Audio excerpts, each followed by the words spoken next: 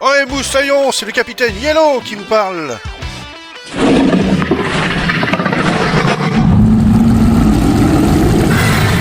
Dans cette vidéo, je vais vous montrer des astuces géométriques 5 pour apprendre à dessiner facilement le logo de One Piece. Lors d'une précédente vidéo d'Halloween, j'avais commencé à explorer une méthode similaire et je vous avais bien sûr promis une vidéo entière consacrée à ce logo. Promesse tenue, aujourd'hui on s'y met ensemble et c'est parti. Parlez à l'abordage, papa. Souquez les Artémides. Du calme, ma fille, du calme. En plus, ça veut rien dire, souquer les Artémides. Ah, c'est ça, je me disais aussi. Pour commencer, on va utiliser un grand verre en plastique comme support. Celui que j'ai choisi fait 60 centilitres, ce qui le rend plus grand que les verres en plastique classiques de 33 centilitres. Mais ce qui nous intéresse ici, c'est surtout son grand diamètre. On va ensuite placer le verre sur une feuille A4, centrée dans le sens de la longueur, plus légèrement vers le haut dans le sens de la largeur, dans la moitié supérieure de la feuille, exactement. On trace immédiatement le contour du gobelet et, sans le retirer, on place ensuite notre règle contre le côté du gobelet pour tracer un trait à la verticale.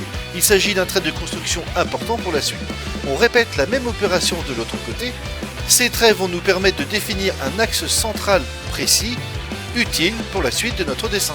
Ici, comme vous pouvez le voir, j'ai reporté sur ma règle l'écartement entre les deux traits afin d'être le plus précis possible pour pouvoir reporter la parallèle correctement. Après avoir tracé le deuxième trait, je mesure l'écartement entre les deux points et je le divise en deux afin de trouver mon axe central que je trace juste après. Ensuite, sur l'axe central, nous allons tracer la hauteur de nos dents pour pouvoir faire l'arrondi avec notre gobelet, en utilisant le même diamètre que tout à l'heure. Avec cette méthode, on peut tracer les deux rangées de dents, celle du haut et celle du bas. Pour le bas de la mâchoire, on mesure la hauteur des deux rangées de dents sur l'axe central, puis on reporte cette distance juste en dessous des dents du bas. Cela nous donne l'épaisseur de la mâchoire. Et cette fois-ci, on va utiliser le plus petit diamètre du verre que l'on positionne sur ce point. On trace alors l'arrondi jusqu'à obtenir l'épaisseur complète de la mâchoire et des deux rangées de dents, puisqu'on va venir s'arrêter en bas du crâne afin d'englober la totalité. Ici, je fais un plat sur les côtés des dents, mais vous pouvez aussi garder l'arrondi. À cette étape, je finalise les dents en traçant d'abord le milieu du côté droit.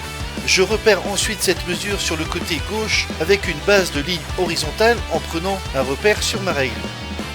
Une fois ces points déterminés, je viens définir l'inclinaison des dents. Je m'appuie sur le point de l'axe central situé au sommet du crâne, ce qui me permet de tracer les dents en biais.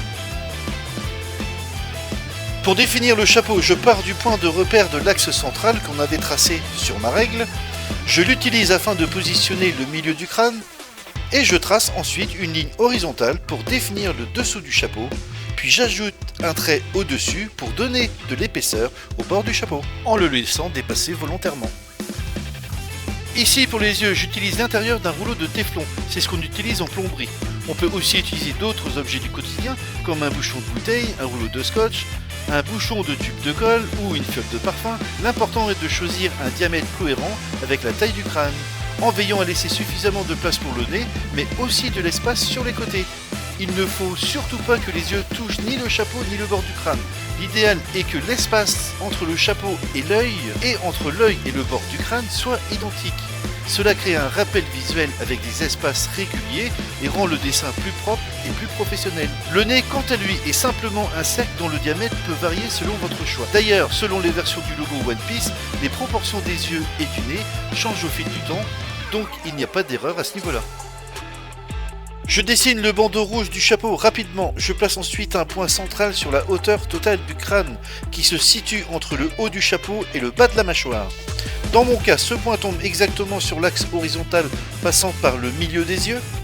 Et à partir de ce repère, je trace une ligne horizontale afin de construire un carré.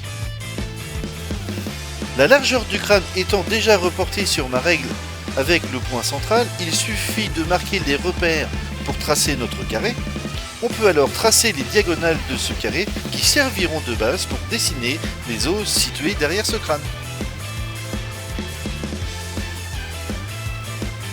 Je trace chaque diagonale avec une longueur identique afin que chaque os ait la même longueur. Visuellement, les deux os du bas paraîtront plus longs car le crâne est beaucoup plus resserré à ce niveau-là, puisqu'on arrive vers la mâchoire. Ici, l'épaisseur des os est légèrement plus petite que l'épaisseur du chapeau. À ce niveau-là, ça n'a pas réellement trop d'importance, évitez juste de faire des os trop épais, sinon ça ne sera pas crédible. Pour obtenir des extrémités d'os bien rondes et régulières, j'utilise une de mes techniques très simples. Je trace d'abord un T centré sur l'épaisseur de l'os, ce qui me sert de repère visuel. On place le haut du T à l'extrémité exacte de l'os. Ensuite, je prends mon liner et je le place dans l'angle du T, alternativement à gauche puis à droite, et en répétant cette action 4 fois, j'obtiens des arrondis identiques partout.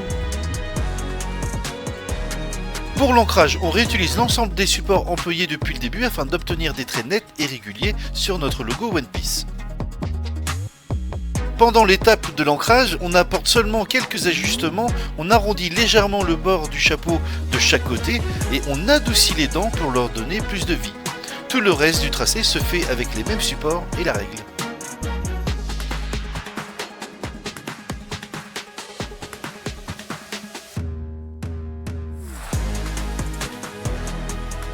On arrive à la phase de colorisation qui reste simple. Les yeux et le nez sont colorés en noir. Pour le chapeau, il faut choisir un marron très clair ou un jaune cassé. Il faut éviter les jaunes trop vifs, comme les fluos. Le bandeau, quant à lui, reste simplement en rouge. Le logo peut être laissé tel quel ou légèrement ombré. Pour la partie ombrage, j'ai déterminé la lumière en haut à droite, donc j'assombris légèrement tout ce qui se trouve en bas à gauche. En commençant par le chapeau, j'assombris le côté gauche sans aller jusqu'au bord, afin de conserver un léger effet de lumière qui apporte du réalisme. Au niveau des os, je pars sur un gris moyen avec un filet très fin pour le contour, placé à l'opposé de la lumière. Je termine en ajoutant du blanc sur le chapeau pour renforcer l'effet lumineux. Et c'est bon, votre logo One Piece est terminé. À la fin de la vidéo, je vous ai fait une toute petite animation de 26 secondes qui parle de pirates. C'est un clin d'œil à un grand film français, ça n'a rien à voir avec One Piece, mais ça me faisait plaisir de vous le mettre. C'est complètement hors sujet, ou presque, mais ce n'est pas grave, ça me fait plaisir. Alors ici on a dessiné l'emblème de One Piece, ce qui est plus qu'un logo. Il existe cependant de nombreux autres logos de pirates dans One Piece que j'aime beaucoup. Si vous avez envie que je vous en propose d'autres, faites-le moi savoir dans les commentaires. En attendant, je vous souhaite de bons dessins de logos et de bons dessins tout court. Pensez à vous abonner, à liker et à partager au maximum si ce n'est pas déjà fait. Et je vous dis à très bientôt.